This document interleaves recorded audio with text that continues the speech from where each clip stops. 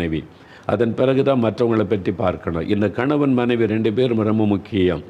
இதில் கணவன் மனைவியை குறித்து பைபிளில் என்ன எழுதியிருக்குது? எபேசியர் 5ஆம் அதிகாரம் 22, 25 வசனங்களை வாசித்தீங்கன்னா ஒரு கணவன் எப்படி இருக்கணும், மனைவி எப்படி இருக்கணும் என்பது வேதத்தில் சொல்லப்பட்டிருக்கிறது. 3 இடத்துல இருக்குது. அதே மாதிரி கொலைசியர் 3ஆம் அதிகாரம் 18, 19 வசனம். அப்புறம் 1 பேதுரு 3ஆம் அதிகாரம் 1, 7 வசனங்கள்.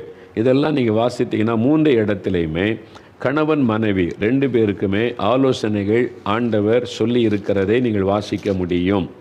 நீங்கள் பாருங்கள், முதல்ல எபேசியர் 5ஆம் அதிகாரம் 22ஆம் வசனத்தில் மனைவிகளே கர்த்தருக்கு கீழ்ப்படுகிறது போல உங்கள் சொந்த புருஷருக்கு கீழ்ப்படியுங்கள். அதே மாதிரி 25ஆம் வசனத்தில் புருஷர்களே உங்களுடைய மனைவிகளில் அன்பு கூறுங்கள்.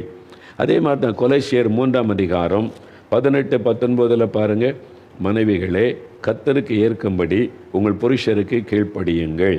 புருஷர்களே உங்களுடைய மனைவிகளில் அன்பு கூறுங்கள், அவர்களை கசந்து கொள்ளாதிருங்கள். கீழே பார்த்தோன்னா பிள்ளைகள், பெற்றோர்கள் எல்லாருக்குமே வசனம் சொல்லுகிறாரு. அதே மாதிரி 1 பேதுரு 3ஆம் அதிகாரம் அந்த வசனத்தை பார்த்தீங்கன்னா அங்கே ஆண்டவர் பேதுரு மூலமாக கொடுக்கிற ஆலோசனை, குடும்பத்திற்கு அவர் எழுதும்போது ஆண்டவர் அவர் மூலமாய் சொன்ன ஆலோசனை பாருங்கள். 1 பேதுரு 3ஆம் அதிகாரம் 1ஆம் வசனம், அந்தபடி மனைவிகளே உங்கள் சொந்த புருஷருக்கு கீழ்ப்படியுங்கள். அது மாதிரி 7ஆம் வசனத்தில் புருஷர்களே மனைவிகளிடத்தில் நீங்கள் அவங்களுக்கு அன்பு கூர்ந்து செய்ய வேண்டிய கனத்தை செய்யுங்கள். இப்படி 3 இடத்துலையுமே ஒரு மனைவி எப்படி இருக்கணும், புருஷன் எப்படி இருக்கணும் அப்படின்னு வசனம் சொல்லுது. முதல்ல இந்த 2 பேரை தான் தியானிக்க போகிறோம். இந்த 3 இடத்துல நீங்கள் கவனித்து பார்த்தா எனக்கு ஆச்சரியத்தை உண்டாக்கின ஒரு காரியம், இந்த 3 பகுதியிலையுமே முதலாவது ஆலோசனை மனைவிமாருக்கு தான் சொல்லப்படுகிறது. மனைவிகளே, இதில் என்ன ஆச்சரியம் அப்படின்னு நினைக்கிறீங்களா? எபேசியர் 5ஆம் அதிகாரம் 23ஆவது வசனத்தை பாருங்கள். எபேசியர் 5ஆம் அதிகாரம். பைபிளில் கொஞ்சம் வசனத்தை நீங்கள் பார்க்கணும், கண்ணால் பார்க்கணும், வசனத்தை காதால் கேட்கும் போது உள்ளத்தில் ஆழமாக பதியும். நீங்கள் எபேசியர் 5ஆம் அதிகாரம் 23ஆம் வசனத்தில் பாருங்கள். எபேசியர் 5:23, 268வது பக்கத்தில், கிறிஸ்து சபைக்கு தலையாய் இருக்கிறது போல புருஷனும் மனைவிக்கு தலையாய் இருக்கிறான்.